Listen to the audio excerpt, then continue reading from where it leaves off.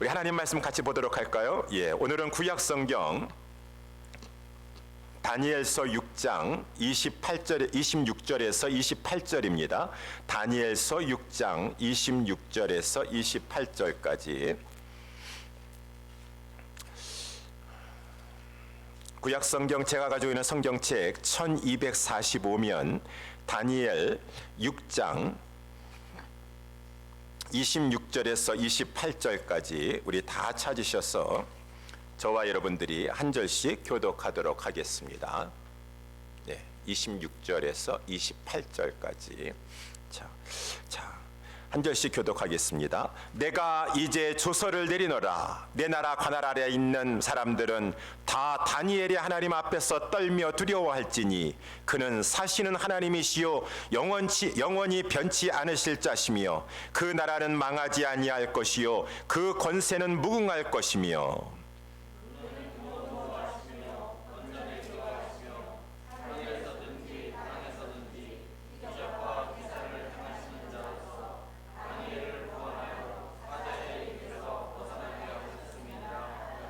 다같이 이 다니엘이 다리오 왕의 시대와 바사 사람 고레스 왕의 시대에 형통하였더라. 아멘. 오늘 본문의 말씀을 가지고 다니엘의 하나님, 나의 하나님이라고 하는 제목으로 우리 말씀을 살펴보도록 하겠습니다. 다니엘의 하나님, 나의 하나님. 우리는 나의 그 하나님을 더 깊이 알기를 원합니다. 나의 하나님, 내 사랑하는 하나님, 나와 깊은 관계 속에 있는 그 하나님을 더 잘 알기를 원하고 하나님을 아는 것이 나의 힘이에요. 나의 하나님을 잘 알려면은 어떻게 해야 되겠습니까? 이 성경 속에서 보여주고 있는 그 하나님을 깊이 아는 것 가운데 나의 하나님이 이러한 분이시구나 라는 것을 우리가 알 수 있으니 성경 속에서 우리는 여러 엘리야의 하나님, 우리 여러 에스더의 하나님, 많은 하나님이 나오니까 그 다니엘의 하나님, 엘리야의 하나님, 에스더의 하나님, 그때의 하나님은 지금도 살아계셔서 역사하시는 나의 하나님이십니다. 그래서 오늘 본문의 말씀도 다니엘서에서 나오고 있는 이 다니엘의 하나님은 다니엘만을 위해서 역사하시는 하나님이 아니시라 지금도 변함없이 살아계셔서 역사하시는 나의 하나님, 우리의 하나님. 그래서 우리는 다니엘의 하나님에 대해서 오늘 더 깊이 알고 싶습니다. 오늘 여러 가지 이 다니엘 6장에 쭉 내용이 있지만 특별히 맨 마지막에 26, 27, 28절을 가지고 이 다니엘의 하나님이 어떠한 하나님인가를 비록 이방인이긴 하지만 저 메대 사람 다리오 왕이 고백하고 선포한 것이기 하지만 이 바른 이 고백을 하나님께서 성경에 기록하게 하셨어요. 하나님의 말씀인 것입니다. 그래서 이 성경 본문 구절을 가지고 다니엘의 하나님은 어떠한 하나님이십니까? 우리 두 가지 점을 살펴보기를 원합니다. 첫 번째, 다니엘의 하나님은 모든 사람이 떨며 두려워해야 할 영원한 최고의 통치자시다 라고 하는 것이 이제 26절의 말씀 아니겠습니까? 우리 26절 말씀 다시 한번 보게 되면은 내가 이제 조서를 내리노라. 내 나라 관할 아래 있는 모든 사람들은 다 다니엘이 하나님 앞에서 떨며 두려워할지니라. 왜냐하면은 그는 살아계신 하나님이시다. 영원히 변치 아니하시다. 그는 영원한 하나님이시다. 그는 통치하신 나라의 첫 번째 개념은 통치하는 건데, 그는 왕으로서 통치하고 계시는데 그 왕의 권세, 그 통치 권세는 일순간에 한 정권이 생겼다가 사라지는 것 같지 않다. 그 권세는 무궁하다, 영원하다라고 하는 것이 오늘 본문의 말씀의 내용인 것이요. 이제 이것이 26절에 보여주고 있는 다니엘의 하나님을 말씀해 주고 있을 뿐만 아니라 이 다니엘 1장서부터의 전체에서 보여주고 있는 다니엘의 하나님을 말씀해 주고 있는 것이요. 그러면 다니엘서를 이렇게 1장에 보게 되면은 제일 처음에 이 1장 1절에 유다 왕 여호야김이 위에 있은 지 3년에 바벨론 왕 느부갓네살이 예루살렘에 이르러 그것을 에워쌌도다 라고 하는 것이요.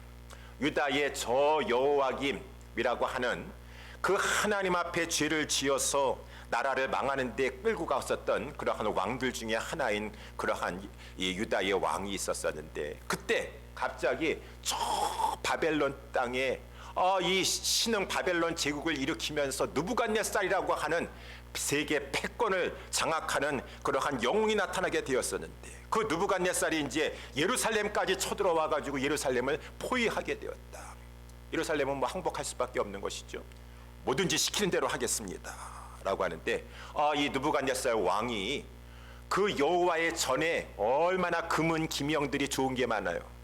그거 다 내놔라 라고 하는 것이에요. 그래서 그 하나님의 성전에 있는 금은 기명들, 그것을 가지고 약탈해 가게 되었다. 아니, 하나님 살아계십니까? 어떻게 저 느부갓네살이 하나님의 전에 있는 것?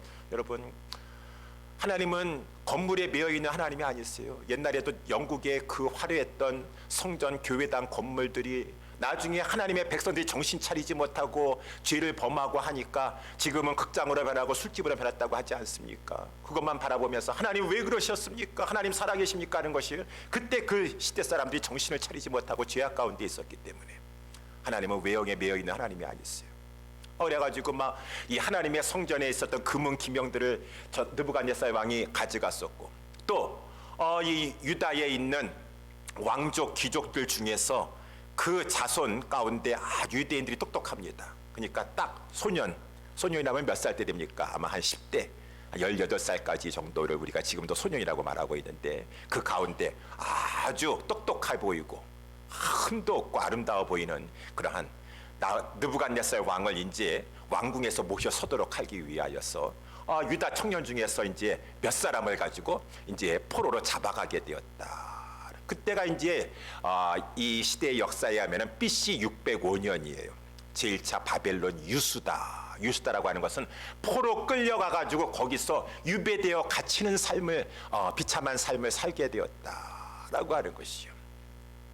이제 이렇게 이 느부갓네살이 막강한 세계 패권을 장악하고 큰 힘을 가지고 예루살렘까지 쳐들어와서 하나님의 성전의 금은 기명을 가지고 약탈해 가지 않나, 똑똑해 보이고 아름다워 보이는 소년들을 가지고 끌고 가질 않나, 그렇게 하는 것 같지만 우리 다니엘서 1장 2절에 보니까 느부갓네살 왕이 힘이 있어서 겉으로는 하는 것 같지만 배후에서 하나님이 허락하셨기 때문에 그러는 것이다. 그래서 2절에 보니까 주께서 유다왕 여호와김과 하나님의 전 기구 얼마를 그의 손에 붙여주셨도다. 겉으로 드러나는 것은 막강한 영웅 호골들이 이 세계를 장악하고 다스리는 것 같아요. 그렇지만 배후에서 하나님이 다스리시고 계시다라고 하는 것이요. 그러니까 다니엘서를 쭉 읽다 보니까 느부갓네살 그렇게 천하를 호령하던 영웅 호골이 다니엘서 오늘 본문에 보니까 6장에는 그 이름이 나와 있지도 않아요. 하늘 끝까지 높아졌다가 그냥 하나님께서 땅 끝까지 내려가지고 완전히 그 이제 나중에 비참하게 살다가 이제 그도 인간인지라 바람과 같이 사라졌습니다. 안개처럼 사라지고 말았어요. 그래가지고 이제 이 다니엘서 다 말씀드릴 수는 없지만 바로 전장인 우리 5장에도 보게 되니까 그 바벨론이라고 하는 세계 최강의 나라가 하루아침에 망하게 되는 것이에요. 어떻게 망한 줄 여러분 아시죠? 이 벨사살이라고 하는 그 왕이 자기 선조 느부갓네살 왕이 저 예루살렘 가가지고 여호와의 전에 있었던 금은 기명들을 가지고 온 것을 가지고 자기가 큰 잔치를 벌이면서 여호와 하나님을 얕잡아 본 것이죠. 저 예루살렘에서 가져왔던 그 여호와의 전에 있었던 금은 기명들 다 가져와라. 우리가 그것을 가지고 이 술을 마시도록 하자라고 하면서 그 밤에 1,000명의 귀인들이 모여가지고 하나님의 성전에서 예배드리는데 제사드리는데 쓰였던 금은 기명을 가지고 술을 마시면서 자기들의 신들을 찬양하고 하였을 때 하나님께서 그 밤에 심판하셨어요. 갑자기 벨사살 왕 앞에 분벽이 있는데 그 분병에 큰 손가락이 나타나가지고 글자를 쓰는데 메네메네 대결 우바르신, 그것을 해석할 만한 사람이 아무도 없어요. 나중에 황후가 해가지고 저 다니엘이 초야에 묻혀있는 다니엘이 선조 때서부터 그렇게 총명하고 그 거룩한 영들의 신이 거기 다 들어가 있는데 그를 한번 불러보십시오. 다니엘이 와가지고 딱 그 하나님이 쓰도록 하신 그 글자 메네 메네 세어보고 세어보았다. 대겔 아무리 세어보고 세어보고 무게에 달아보아도 무게가 나가지 않는구나. 무게가 나가지 않는구나. 메네 대겔 우바르신 그래서 둘로 쪼개겠다. 그래가지고 그 말씀대로 하나님께서 그 수를 세어보고 무게에 달아보았는데 무게가 나아가지 아니하니 내가 너 벨사상 왕을 이 밤에 죽일 것이요 이 바벨론 큰 나라는 메대와 바사에 의해서 둘로 쪼개질 것이니라 라고 하는 것이 그러한 일이 일어나게 되었어요. 이것이 이제 그래서 거기 28절에도 보니까 5장 28 베레스는 왕의 나라가 나누어서 메대와 바사 사람에게 준바되었다 하미니이다. 하나님이 모든 걸 세어보세요. 하나님이 당신의 이 저울추에다가 무게를 달아보세요. 아무리 영웅 호걸이고 세계 최고의 나라고 한다 할지라도 하나님이 수를 세어보고 무게에 달아봐서 안 되겠다. 그 밤에라도 하나님 데려가실 수 있는 거예요. 하루아침이라도 그 세계 최강의 나라가 어이없게 망하고 마는 것이에요. 그래서 바벨론이 망하게 되었어요. 이러한 모든 것을 통하여서 하나님은 분명히 역사를 통해서 말씀해 주고 있어요. 이 역사의 주인공은 느부갓네살이 아니고 바벨론 제국이 아니고 나 여호와가 이 세상 나라를 다스리고 있다. 세상의 역사를 주관하고 있다 라고 이렇게 말씀해 주고 있는 것이에요. 그래서 이 성경은 하나님의 말씀은 그렇기 때문에 너희들은 사람을 두려워하지 말고 세계 최강의 패권 국가를 두려워하지 미국을 두려워하느냐 러시아를 두려워하느냐 중국을 두려워하느냐. 하나님 앞에서는 아무것도 아니에요. 교만하면 하나님께서 하루아침이라도 망하게 만드시는 것이에요.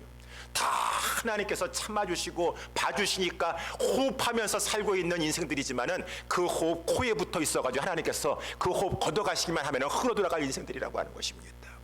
그러니 그 이 땅에 살고 있는 하나님의 백성들이라고 한다 그러면은 여호와 하나님이 얼마나 크고 살아서 지금도 모든 것을 배후 위에서 다스리시는 최고의 하나님인 줄 알고 사람만 두려워하지 말고 하나님을 두려워할지니라 라고 하는 것이 하나님을 두려워할지 아니라. 하나님이 세계의 모든 나라와 역사의 흥망성쇠를 주관하시고 우리 각 개개인의 인생의 생사화복도 하나님이 주관하시는 것이니 이것을 알아야 될 것이라고 하는 것입니다. 그런데 이제 이것을 어려서부터 알고 있었던 하나님을 정말로 두려워할 줄 알고 하나님 앞에 떨 줄 알았던 그러한 소년이 있었으니 그가 바로 다니엘이었었다. 이 다니엘서에서 그것을 보여주고 있지 않습니까? 그래가지고 이 다니엘이 그 하나님이 얼마나 크고 위대하신 하나님이신 것을 아는 거예요. 어려서부터 하나님을 두려워할 줄 아는, 하나님을 경외할 줄 아는 소년이었어요. 그러니까 다니엘서 우리 1장에도 보게 되니까 이렇게 이제 바벨론 유수로 해가지고 바벨론에 포로되어서 끌려왔어요. 느부갓네살 왕이 가는 곳마다 정복지에서 똑똑한 소년들을 다 데려와가지고 왕궁에서 길러가지고 3년 지난 다음에는 이제 자기를 옆에서 모셔서도록 그렇게 박사로 세우려고 하였었는데 이 이제 느부갓네살 왕이 여기 다 인재들만 모여 있어요. 박사들이고 각지에서.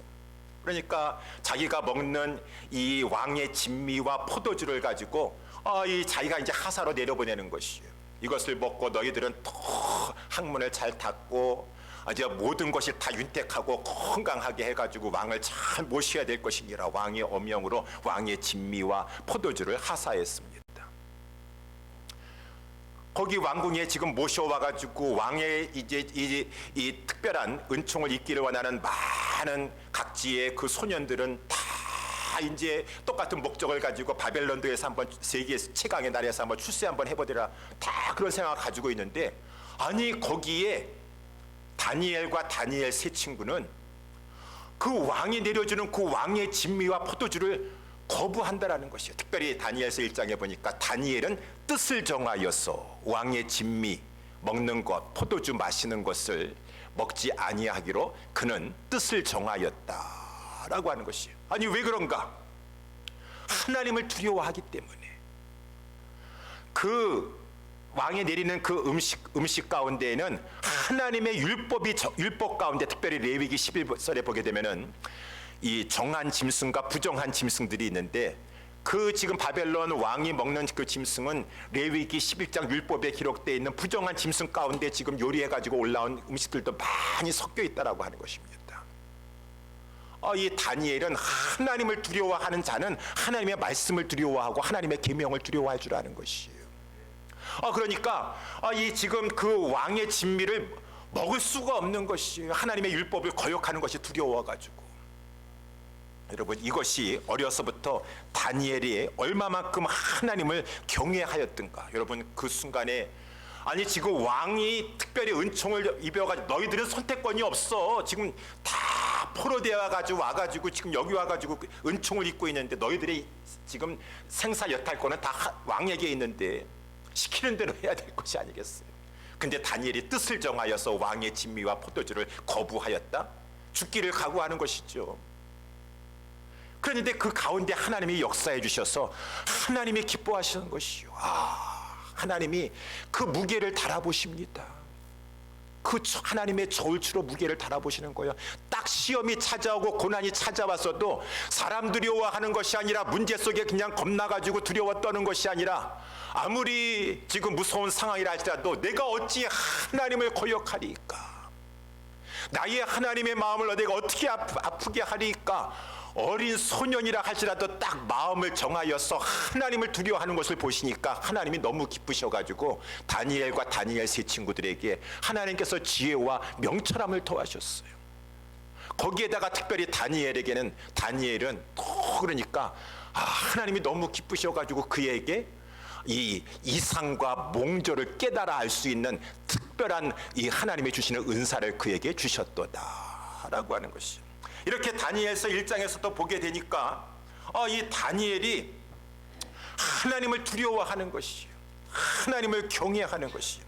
그러다가 이제 쭉 시간이 흘렀어요. 오늘 이 다니엘서 이제 6장인데 이때는 바벨론도 망했어요. 바벨론이 이 BC 539년에 망했으니까 605년에 다니엘 이렇게 소년들 막 끌고 오고 막 그랬었는데 한 70년도 이렇게 지나고 이제 메대의 다리오 왕 때라고 하였습니다. 한 70년이 지났으니까 다니엘이 소년 때 BC 605년에 끌려왔으니까 소년 때 몇 살이었는지 정확히 모르겠지만 한번 15살이라고 한다면 70년 지났으니까 이때 나이는 한 80대 중반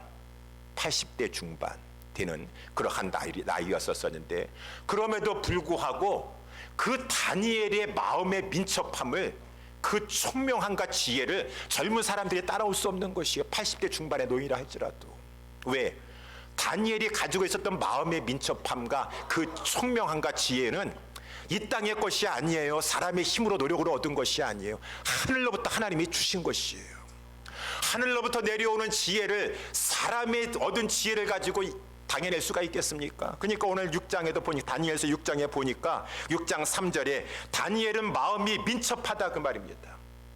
아무리 나이가 80대 중반이라 할지라도 하늘로부터 공급받은 그 하나님의 지혜와 총명함과 모든 것을 깨달을 수 있는 그 하나님께서 그 능력을 주셨으니까 이게 다니엘이 일을 하는데 그 옆에 다른 2명의 총리들도 있고 많은 127도의 뭐 도지사와 같은 그러한 방백들이 많이 있다 할지라도 이 다니엘을 이겨낼 수가 없는 것이에요. 3절에 보니까 다니엘은 마음이 민첩하여 총리들과 방백들 위에 뛰어남으로 그러니까 왕의 입장에서 보니까 똑같이 회의를 한다 할지라도 딱 말하는 거 들어보니까 다니엘은 기가 막힌 것이에요. 아니 어떻게 저렇게 저런 생각을 할 수가 있을 것인가. 이야, 하나님이 하늘의 지혜를 주시는 것이에요. 그러니까 이 왕이 이 나라를 총괄해서 모든 행정 일을 할 수 있는 행정수반 총리 중에서도 수석 총리와 같은 모든 나라의 이 2인자의 그러한 위치에 다니엘을 좀 세워야 되겠다. 다니엘의 지혜를 그 누구도 따라가지 못하는구나 라고 이렇게 한 것이 이제 오늘 본문 6장 3절에 나와 있다라고 하는 것입니다. 그러니까 다른 동관들, 동료 관리들이죠. 특별히 3명의 총리 중에서 얼마나 시기 질투가 이제 일어났겠습니까? 시기 질투가 일어나고 이제 방백들 해가지고 이 다니엘을 이겨낼 수가 없는 것이에요. 그러니까 저들은 그저 어떻게 하면 이 다니엘을 거기서 끌어낼까라고 해가지고 다니엘의 이 고소할 틈을 노렸다. 그런데 오늘 본문에 이 4절에 나와 있는 것처럼 이에 총리들과 방백들이 국사에 대하여 다니엘을 고소할 틈을 얻고자 하였으나 능히 아무 틈 아무 허물을 얻지 못하였으니 이는 그가 충성되어 아무 그릇함도 없고 아무 허물도 없었음이더라. 다니엘이 그 세상의 세상의 일이죠. 국사를 하고 세상에서 여러 가지 일들을 하는데 아무 흠이 없어요. 틈이 없어요. 지금 한국에서는 새롭게 윤석열 정권이 들어서가 이제 5월달 이제 초순에 들어서면서 지금 이제 뭐 국무총리서부터 해가지고 하는데 다 문제 없는 사람이 없어요. 문제 없는 사람이 없어. 다 청문회를 하는데 지금 다 지금 하여튼 여러 가지 혹독한 청문회를 이제 통과해야 되는 그런 입장에서 왜 다 약점들이 있더라고. 자녀 병역 문제에서부터 재산 축적 과정에서부터 해가지고 자기 처가 쪽으로 해가지고 무슨 문제가 다 문제 없는 사람이 없는데 이 다니엘은 깨끗하다라는 것이에요. 그 세상에서 모든 법도 다 지키고 청렴하게 모든 것을 지키니까 이 총리들이 그 당시에 이 메대 이 모든 정보 그 모든 것을 다 동원하여도 어떻게 이 다니엘의 흠을 잡을 데가 없는 것이에요. 그러니까 저들은 이 하는 일을 보니까 이 고소할 틈을 잡고 남을 무너뜨리려고 하는 것 지금 마귀에게 사로잡힌 자들 아닙니까? 배후에서는 마귀가 역사하는 것이죠. 마귀는 항상 하나님을 경외하는 자를 넘어뜨려 가지고 하나님의 영광을 실추시키려고 하는 것이에요. 근데 다니엘이 워낙 완벽하니까 도저히 거기에서는 세상에서도 모든 일에 완벽해요. 그러니까 흠을 잡을 수가 없으니까 저들이 강교한 그 마귀가 주는 강교한 교활한 계략에 의하여서 딱 하나밖에 없어요. 다니엘이 세상의 법을 어길 수 있는 방법은 딱 하나밖에 없어요. 그것은 무엇입니까? 세상의 법을 다니엘이 이렇게 잘 지키는데 세상의 법과 하나님의 법을 충돌시키게 만드는 것이에요. 그런 일을 딱 만들면은 저들도 잘 알고 있어요. 다니엘은 세상의 법을 완벽하게 다 잘 지키지만 아무리 그렇다 할지라도 그 세상의 법이 하나님의 법과 충돌된다고 한다 그러면은 다니엘은 하나님이 더 상위시니까 하나님의 법이 더 상위법이니까 하나님의 법을 지킬 거예요. 그러니까 이렇게 두 세상의 법과 하나님의 법을 충돌하는 것을 가지고 만들어내기만 하면은 다니엘은 분명히 하나님을 경외하고 두려워하고 떠는 자니까 하나님의 법을 지킬 것이니까 세상의 법을 안 지킬 것이다 라고 하여서 우리가 잘 알다시피 저가 이제 이 저들이 계략을 가지고 왕에게 나아가서 왕이여 앞으로 30일 동안 오직 왕께만 경배하고 기도하고 다른 모든 신이든 그 누구에게도 구하지 못하게 하고 경배하지 못하게 하고 오직 왕에게만 하도록 이렇게 정하시고 반포하소서라고 하는 것이죠. 그 저들의 계략인 것이죠. 겉으로는 왕을 충성하게 다 하기 위함인 것입니다 라고 하면서 왕을 위하는 것 같지만 실제로는 다니엘을 해하려고 하는 저들의 계략이 아닌 것입니까? 왕은 또 그 속내를 모르고 자기를 높이고 자기를 신격화한다고 하니까 옛날에 특별히 이렇게 제국의 왕이라고 한다 그러면은 또 그것에 만족하여 가지고 그만 그 이 조서를 작성해 가지고 그 왕명을 쓴 다음에 거기에 자기의 어인을 찍었다, 왕의 도장을 찍어서 이제 반포하게 되었다라고 하는 것이요. 그래서 오늘 본문의 10절의 말씀에 보게 되면은 10절 말씀 여러분 성경에서 볼 수 있고 거기에 우리 파워포인트에도 보게 되면은 다니엘이 이 조서에 왕이 그 어명을 내리고 어인이 찍은 것까지 왕의 도장을 찍은 것은 다 알았어요. 다니엘은 그 상황 가운데 숨지 않았습니다.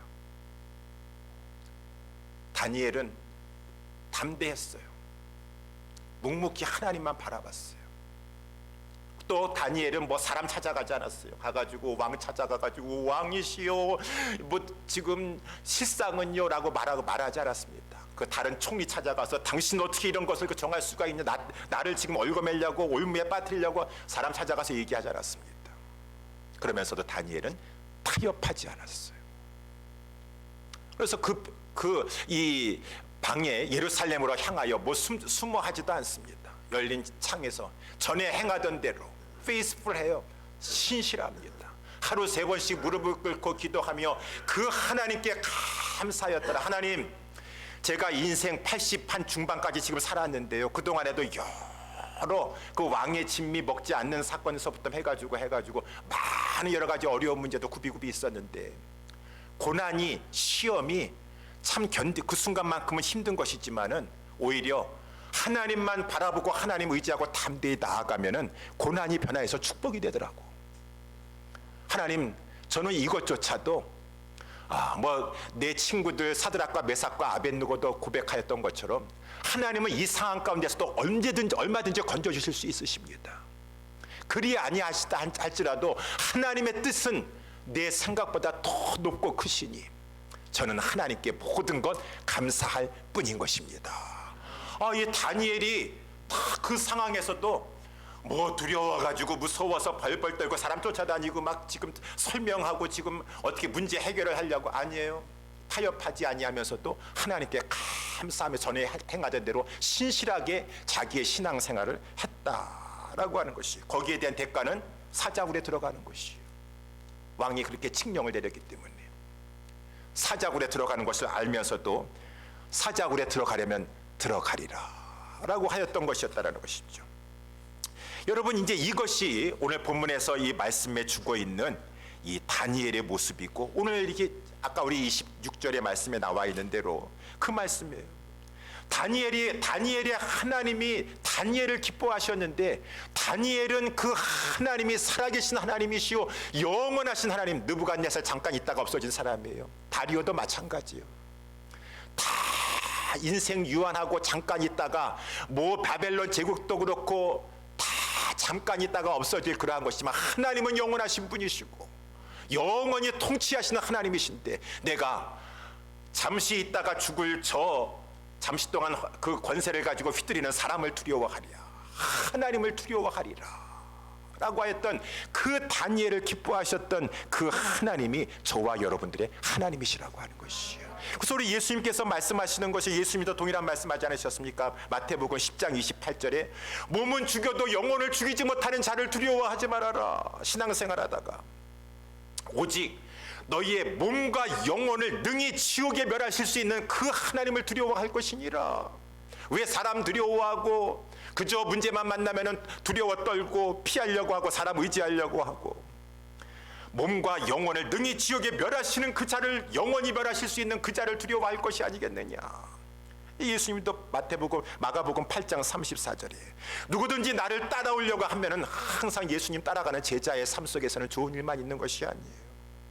고난도 찾아왔을 때에는 자기를 부인하고, 그래, 내가 주님 따라가는 데 있어서 이 고난도 당하고 이 핍박도 당한다 할지라도 내가 그 대가를 치르리라. 자기 십자가를 지고 나를 따를 것이니라 라고 주님이 말씀하셨어. 왜 그렇게 해야 됩니까? 우리 하나님 살아계시기 때문에. 우리 하나님이 살아계셔서 그 권세를 가지고 눈에 보이는 그 세상 권세가 다스리는 것 같지만 하나님의 배후에서 역사하시고 다스리시니까 우리는 하나님만을 두려워하면서 하나님만을 경외할 수 있는 우리 예수 사랑께 모든 성도들 될 수 있게 되기를 주님의 이름으로 축원합니다. 우리 첫 번째 말씀하고 있는 다니엘의 하나님은 모든 사람들이 떨며 두려워해야 돼 살아서 영원히 통치하시는 하나님이시고, 두 번째 다니엘의 하나님은 어떤 하나님이십니까? 자기를 신뢰하는 자를 구원하여 주시는 구원자 되신 하나님이시다 라고 하는 것이죠. 그래서 이제 그것을 27절, 아까 더 돌아가서 27절의 말씀에 보니까 이 다리오 왕이 이 사건을 통해서 나중에 고백하는 것입니다. 그이라는 것은 여호와 하나님은, 다니엘의 하나님은 구원도 하시며 건져내기도 하시며 하늘에서든지 땅에서든지 이적과 기사를 행하시는 자로서 다니엘을 구원하여 사자의 입에서 벗어나게 하셨습니다 라고 고백하였던 것처럼, 이렇게 다니엘이 아까 우리 10절 말씀했는 대로 어인이 찍힌 줄 알면서도 아무리 세상법 내가 평상시에 잘 지켰지만 나는 세상법에 크리스찬이기 때문에 세상법은 내가 안 지킨다. 아니에요. 크리스찬이기 때문에 세상에 나가서도 더 정직하게 깨끗하게 세상법도 잘 지켜서 그것을 빌미로 해가지고 마귀의 빌미가 되고 하나님의 영광을 가리지 않도록 더 잘 지키려고 그래요. 그렇지만 아무리 세상법도 잘 지키려고 하지만 하나님의 법하고 충돌되었을 때는 하나님의 법을 지키는 것이 어떤 대가를 치르고 나서도. 그런데 이제 이 다니엘이 어인이 찍힌 줄 알면서도 죽으면 죽으리라 사자굴에 들어가려면 들어가리라 라고 결단하고 그는 하나님을 경배하였다라고 하는 것이죠. 그러니까 이제 이 13절 말씀에도 이제 이 12절 11절에 보니까 저들이 이제 막 이 무리들이 첩자들을 보내가지고 다니엘이 대담한 너무나 무모한 것입니까? 어리석은 것입니까? 뭐 숨어서 하는 것도 아니고 그냥 평상시대로 하는 것이요. 평상시대 환난의 때 고난의 때도 평상시대로 하는 것이요. 그러니까 첩자들이 다 그것을 이제 발견하게 되었어요. 그래가지고 이제 왕에게 나아가가지고 왕에게 이제 지금 이제 다니엘의 빌미를 잡았으니까 다니엘을 고소하는 것입니다. 왕은 이제 저들의 무리들의 이제 얘기를 듣고 나서 내가 올무에 걸렸구나.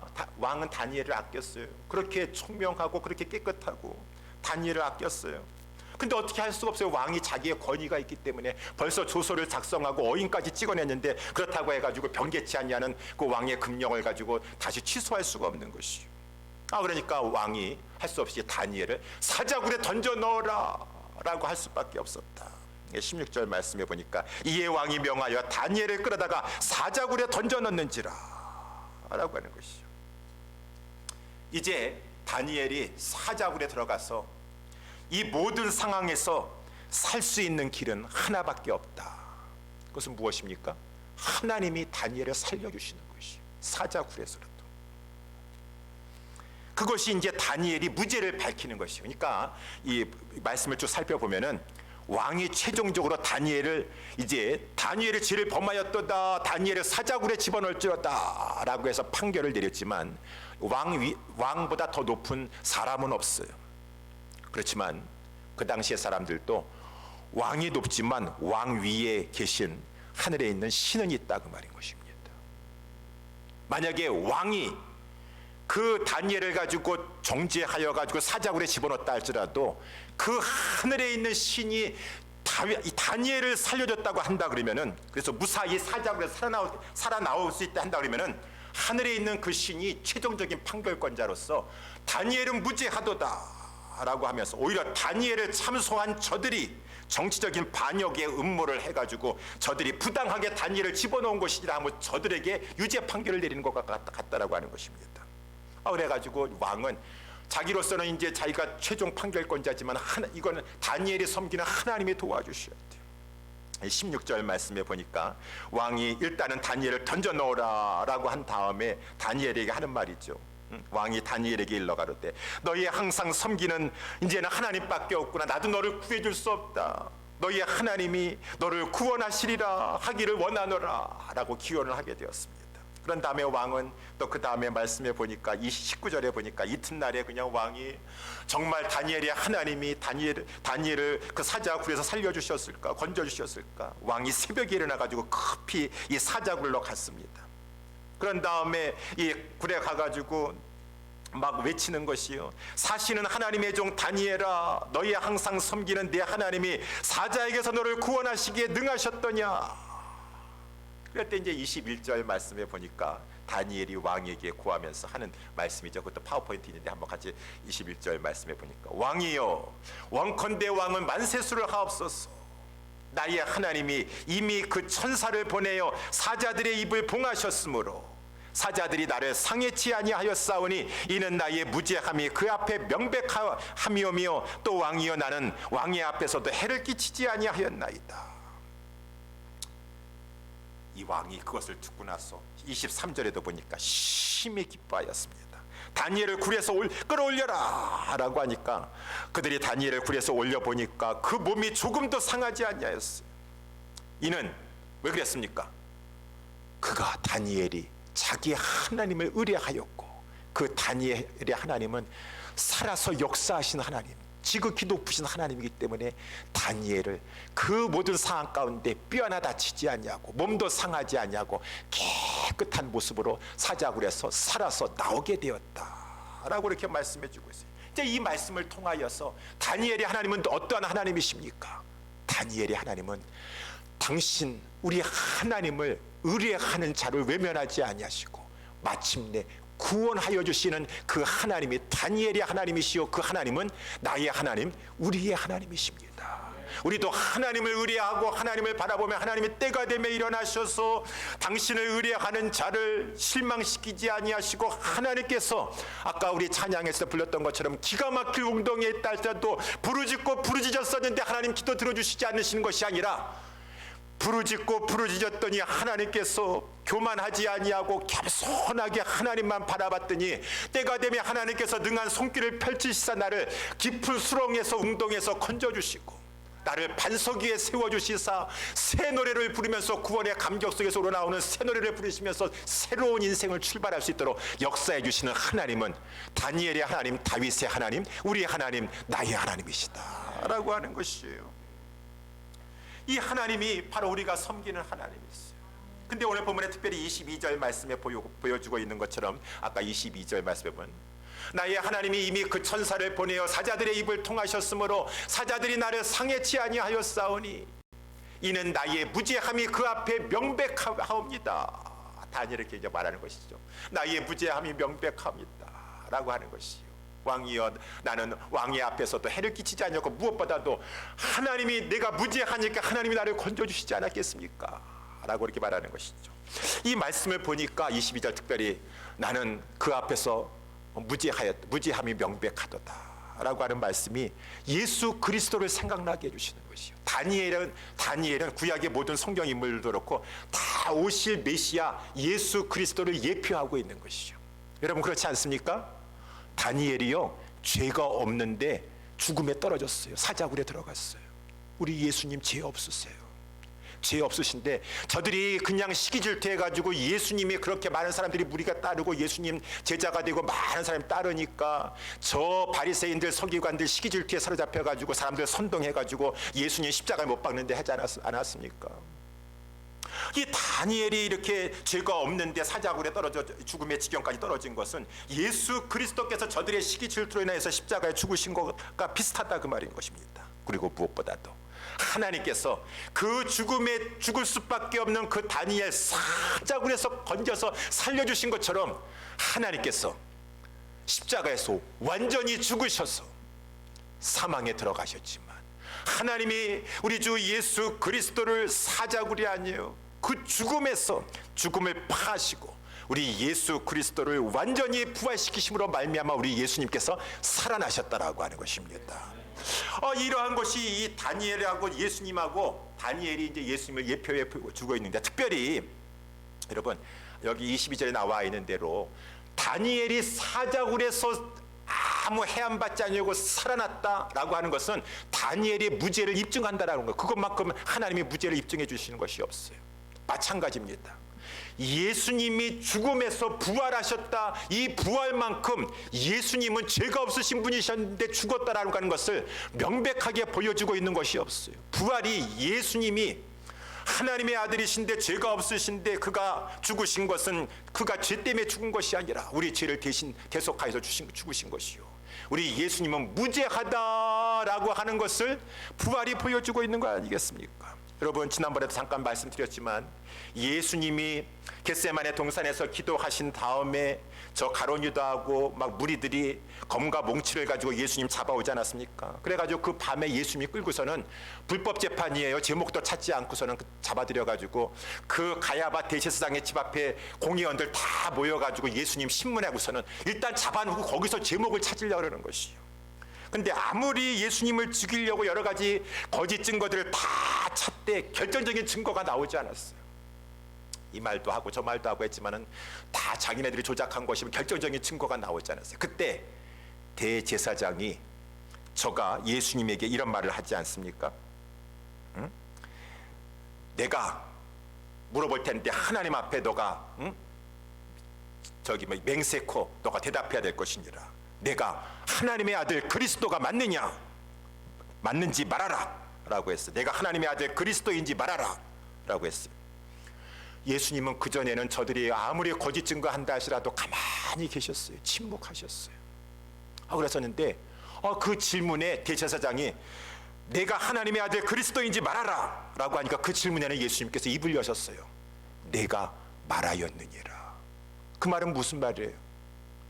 예수님이 하나님의 아들이시요 그의 보내신 그리스도라고 하는 것은 구원자, 기름 부어서 구별되어서 하나님이 다른 사람을 구원자로 보내신 것이 아니라 구원자로 이 세상에 보내신, 기름 부어서 구별되어서 보내신, 하나님이 보내신 그리스도 메시아다라고 하는 것이요.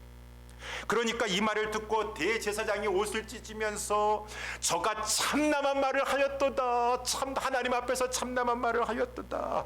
여러분 다 들었죠? 저가 하나님의 아들이요 하나님이 보내신 그리스도라는 말을 들었었죠. 참남하도다.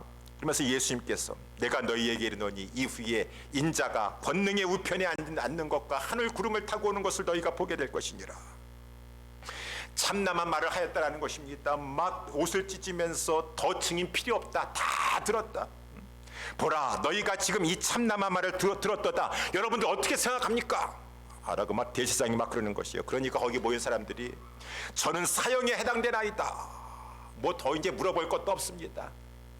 자기가 하나님의 아들이요 그리스도라고 하고 인자라고 하고 자기가 하나님 보좌 우편에 앉을 것이고 이 땅에 인자가 돼서 하늘 구름을 타고 올 것이고, 이거는 신성 모독죄입니다. 더 이상 물어볼 것도 없습니다. 그래가지고 대제사장과 장로들이 예수를 결박하고서 끌고서는 그날 밤에 빌라도 총독을 찾아갔다라고 하는, 가서 건네줬다라고 하는 것이죠. 여러분, 그러면은 예수님이 정말 신성 모독했습니까? 정말 하나님 앞에서 참남한 말을 했습니까? 그것은 하나님이 판결해 주셔야 돼요. 하나님은 공의로우신 하나님이세요. 하나님이 딱 보셔가지고 예수님이 정말 하나님의 아들이 아닌데 하나님이 보내신 유일한 구원자, 하나님이 기름 부어서 보내신 구원자가 아니신데 그런 말을 해가지고 정말 저들이 말하는 것처럼 참남한 심성 모독을 했다면 하나님은 예수님을 사망 권세를 파괴하시면서 부활시키실 수가 없으신 것이, 하나님은 공의로우신 하나님이세요. 근데 하나님이 예수 그리스도를 죽음에서 건져주셔서 부활케 하셨다라고 하는 것은 예수님의 무죄함을 명백하게 입증하는 것이요. 다른 말로 예수 그리스도가 바로 하나님의 외아들, 하나님의 아들이시요 하나님이 보내신 구원자, 하나님이 기름 부어서 하나님이 우리를 구원하시고자 보내신 그 구원자라고 하는 것을 부활이 명백하게 입증한다라고 하는 것입니다. 여러분, 그래서 우리는 오늘 이렇게 다니엘과 우리 예수 그리스도를 연결했지만은 예수 그리스도가 하나님이 기름 부으셔서 구별해서 우리 가운데 보내주신 분이세요. 어떠한 분들은 다른 세상에서는 그렇게 말해요. 아유, 그런 말 하지 마세요. 어느 길을 가든지 간에 서울만 가면 된다고. 이 종교 믿든 저 종교 믿든 그저 하나님은 이 사람도 마호멧을 믿든 석가모니를 믿든 누구를 믿든 간에 다 하나님은 다 그 사람도 기름 부어가지고 그리스도로 보내주지 않았겠습니까? 하나님은 다 아무를 믿든지 간에 다 하나님께서는 구원자로 다 자기 소견에 오른 대로 멸망의 길을 가고 있는 것이에요. 하나님은 다른 길은 없어요. 하나님께서 기름 부으셔가지고 구원자로 세워주시고 보내주신 그 그리스도는 예수 그리스도가 분명한 것이 그 부활로 입증한다라고 하는 것입니다. 우리 지난 주일에 부활절이었지만은 우리 예수님의 이 고대 여태까지 살아오는 동안에, 아담서부터 살아오는 동안에 사망 권세를 파고 부활하여서 영원히 죽지 아니하는 분은 예수 그리스도밖에 없다라고 하는 것이에요.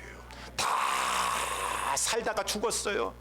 느부갓네살도 죽었습니다. 벨사살도 죽었습니다. 이 다리오 왕도 죽었습니다. 고레스도 죽었습니다. 빛가번쩍한 사람들 다 죽었어요. 영원히 사망 권세 이기고 살아나서 부활의 첫 열매가 되신 분은 예수 그리스도밖에 없는 것이고, 그 부활은 바로 그 예수님께서 하나님이 보내신 유일한 구원자가 되신다. 그를 믿어야지 될 것이니라. 그가 곧 길이요 진리요 생명이 되신다라고 하는 것을 부활 사건이 명백하게 우리에게 보여주고 밝혀주고 있다라고 하는 것입니다. 그래서 여러분, 오늘 이 예수 그리스도께서 오늘 이제 맨 마지막 절 보게 되면은 28절 말씀에 보니까 이 다니엘이 다리오 왕 시대와 이 바사 사람 고레스 왕의 시대에 형통하였더라.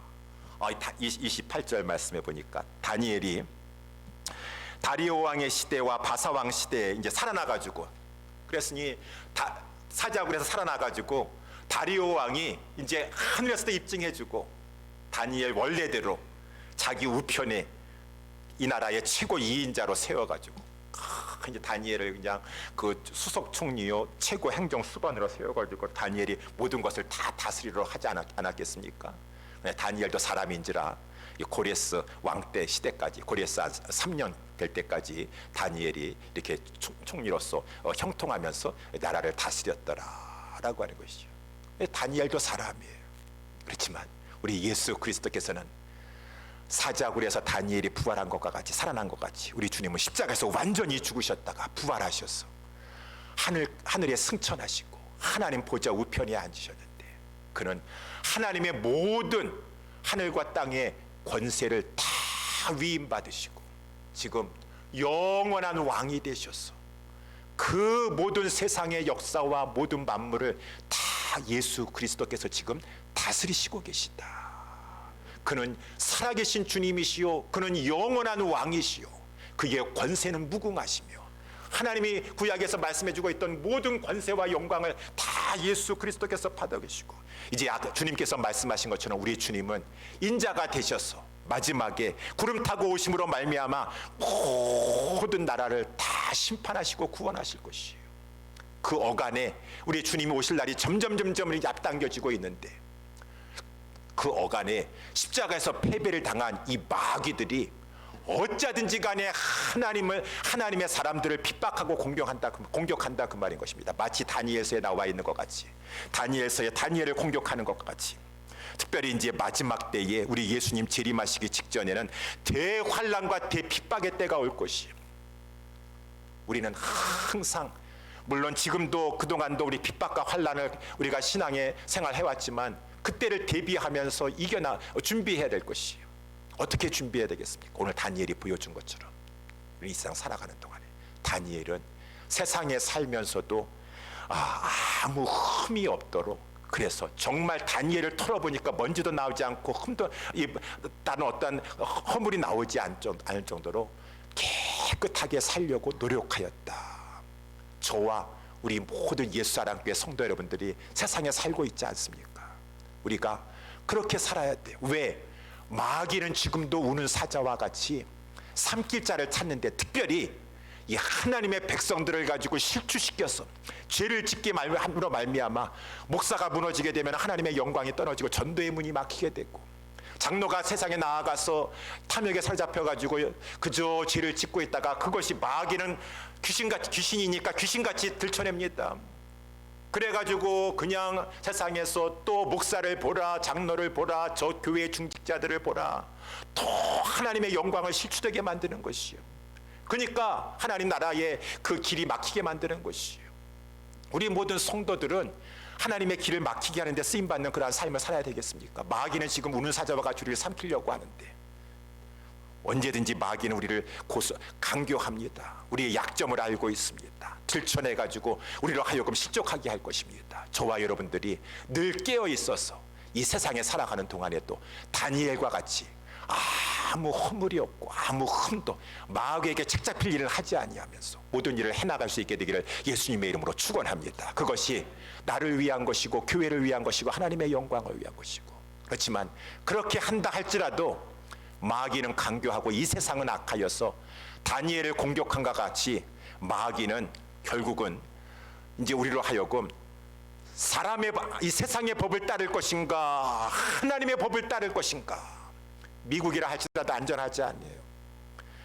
세상의 법을 따를 것인가 하나님의 법을 따를 것인가 충돌하게 하는 것을 우리에게 요구하고 선택하도록 몰아갈 것이라고 하는 것입니다. 어떻게 하시겠어요? 저는 우리 코로나 기간 동안이라도 예행 연습했다고 생각하고 있습니다.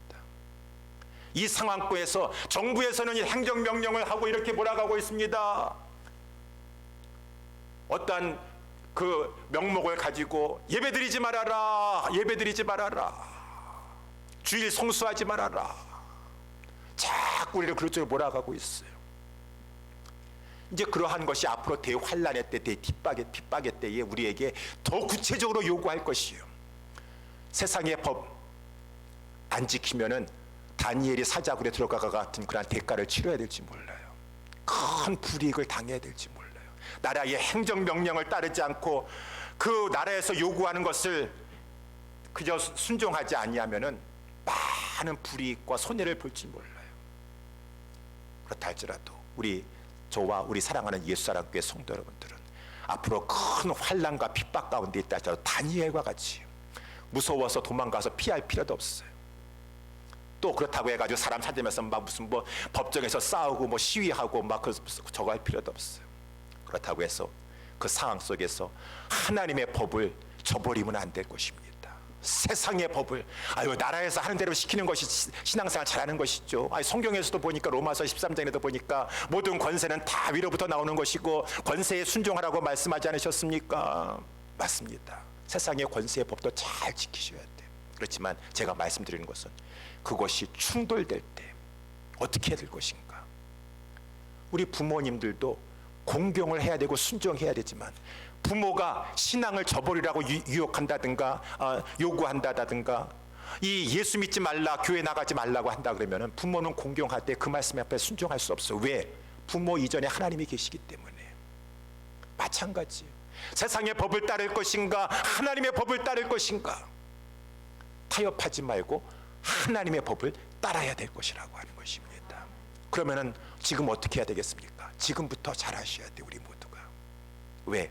다니엘이 아까 말씀 10절 말씀에 보니까 뭐 그때 가서 잘하면 되지요? 아니에요. 평상시에도 크고 작은 일들 속에서도 하나님을 따르는 훈련이 되었었을 때 작은 일을 하는 거 보면 큰 일도 할 수 있다라고 하는 것이 아니겠습니까? 그 다니엘은 그 이제 핍박과 환난기가 나왔을 때 뭐 따르게 요란하게 행동할 필요도 없어요. 그저 평상시 하던 대로 하면 되는 것이에요. 아까 우리 10절 말씀에 이전에 행한 대로 하나님 살아계십니다. 이 핍박과 환난과 고난도 다 하나님의 손에 있는 것입니다. 하나님이 다 주관하시고 통치하실 것이니까.